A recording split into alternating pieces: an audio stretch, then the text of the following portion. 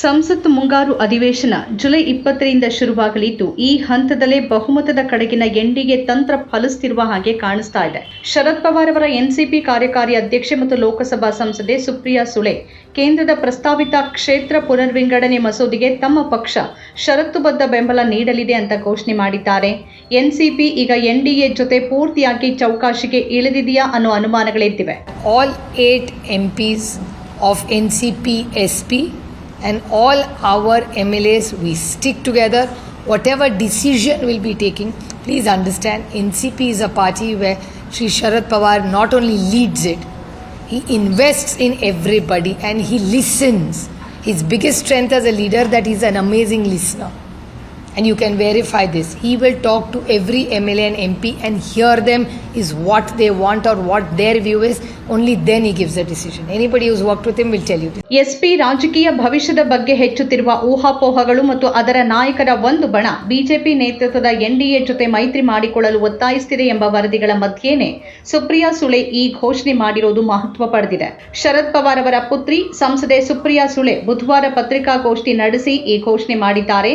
ಕಳೆದ ಕೆಲವು ದಿನಗಳಿಂದ ಶರದ್ ಪವಾರ್ ತಮ್ಮ ಪಕ್ಷವನ್ನ ಬಿಜೆಪಿಯೊಂದಿಗೆ ವಿಲೀನಗೊಳಿಸಬಹುದು ಅಥವಾ ಎನ್ಡಿಎನ ಭಾಗ ಆಗಬಹುದು ಅನ್ನೋ ನಿರಂತರ ವರದಿಗಳು ಮತ್ತು ಚರ್ಚೆಗಳು ನಡೀತಿದ್ದಾಗಲೇ ಈ ಘೋಷಣೆ ಬಂದಿದೆ. ಟಿಎಂಸಿ ಮತ್ತು ಉದ್ಧವ್ ಠಾಕ್ರೆ ಅವರ ಪಕ್ಷವನ್ನ ವಿಭಜಿಸಿದ ನಂತರವೂ ಬಿಜೆಪಿ ತನ್ನ ಸಂಖ್ಯಾಬಲವನ್ನ ಮುಟ್ಟಲು ಸಾಧ್ಯವಾಗಿಲ್ಲ ಅನ್ನೋದು ನಿಜ. ಅದಕ್ಕಾಗಿಯೇ ಈಗ ಅದು ಡಿಲಿಮಿಟೇಷನ್ ಮಸೂದೆ ಅಂಗೀಕರಿಸಲು ಶರದ್ ಪವಾರ್ ಅವರ ಎನ್ಸಿಪಿ ಮತ್ತು ಸ್ಟಾಲಿನ್ ಅವರ ಡಿಎಂಕೆ ಸಂಸದರನ್ನ ಓಲೈಸ್ತಾ ಇದೆ. ಈ ಹಿಂದೆ ಇವೆರಡೂ ಪಕ್ಷಗಳು ಮಸೂದೆಯನ್ನ ವಿರೋಧ ಮಾಡಿದ್ವು.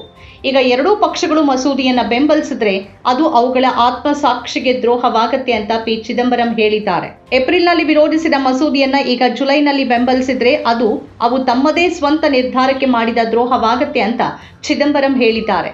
ಈಗಿನ ಬೆಳವಣಿಗೆ ಶರದ್ ಪವಾರ್ ಅವರ ಪಕ್ಷ ಎನ್ಡಿಎ ಜೊತೆ ವಿಲೀನಗೊಳ್ಳಲಿದೆ ಅಥವಾ ಅದರ ಭಾಗವಾಗಲಿದೆ ಅನ್ನೋ ಊಹಾಪೋಹಗಳಿಗೆ ಕಾರಣ ಆಗಿದೆ.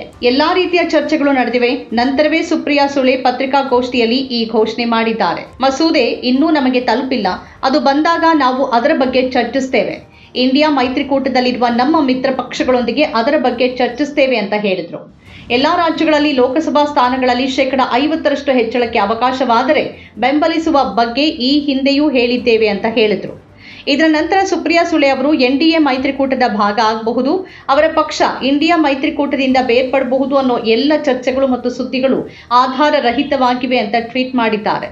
ಶರದ್ ಪವಾರ್ ಅವರ ಪಕ್ಷ ಇನ್ನೂ ಇಂಡಿಯಾ ಮೈತ್ರಿಕೂಟದ ಭಾಗವಾಗಿದೆ ಮತ್ತು ಹಾಗೆಯೇ ಇರುತ್ತೆ ಅಂತ ಅನೇಕರು ಅನಂತರ ಹೇಳೋಕೆ ಪ್ರಾರಂಭಿಸಿದ್ರು. ಆದರೆ ಒಂದಂತೂ ಸ್ಪಷ್ಟ, ಶರದ್ ಪವಾರ್ ಎರಡೂ ಕಡೆಯಿಂದ ಚೌಕಾಶಿ ಮಾಡ್ತಿದ್ದಾರೆ. ಅವರು ಕಾಂಗ್ರೆಸ್ ಪಕ್ಷದೊಂದಿಗೆ ಮಾತುಕತೆ ನಡೆಸ್ತಿದ್ದಾರೆ ಮತ್ತು ಮತ್ತೊಂದು ಕಡೆ ಬಿಜೆಪಿ ಜೊತೆಗೂ ಮಾತುಕತೆ ನಡೆಸ್ತಿದ್ದಾರೆ.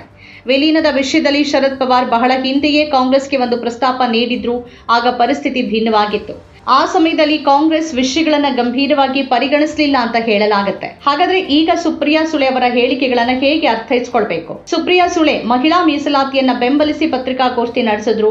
ಮಹಿಳಾ ಮೀಸಲಾತಿ ಮಸೂದೆ ಅಂಗೀಕಾರ ಆಗಬೇಕು ಅಂತ ನಾವು ಬಯಸ್ತೀವಿ ಅಂತ ಹೇಳಿದ್ರು. ಡಿಲಿಮಿಟೇಷನ್ ಮಸೂದೆ ಪ್ರತಿ ರಾಜ್ಯ 50% ಹೆಚ್ಚು ಸೀಟುಗಳನ್ನ ಪಡೆಯುತ್ತೆ ಅಂತ ನಿರ್ದಿಷ್ಟಪಡಿಸಿದಲ್ಲಿ ಏಪ್ರಿಲ್ನಲ್ಲಿ ವಿರೋಧಿಸ್ತಾ ಇದ್ದ ಅನೇಕ ವಿರೋಧ ಪಕ್ಷಗಳು ಈಗ ಬೆಂಬಲ ನೀಡಬಹುದಾದ ಸಾಧ್ಯತೆ ಇದೆ. ಈ ಬಾರಿ ಮಸೂದೆ 50% ಸೀಟು ಹೆಚ್ಚಳ ಲಿಖಿತ ರೂಪದಲ್ಲಿ ಉಲ್ಲೇಖಿಸುತ್ತೆ ಅಂತ ನಾಯ್ಡು ಈಗಾಗಲೇ ಸುಳಿವು ನೀಡಿದ್ದಾರೆ. ಮಸೂದೆ 50% ಹೆಚ್ಚಳದ ಭರವಸೆಯನ್ನ ಲಿಖಿತ ರೂಪದಲ್ಲಿ ಕೊಟ್ಟರೆ ಇಂಡಿಯಾ ಮೈತ್ರಿಕೂಟವನ್ನ ಬೆಂಬಲಿಸುವ ಈ ಧ್ವನಿಗಳು ಎನ್ಡಿಎಯನ್ನ ಬೆಂಬಲಿಸುತ್ತೆ.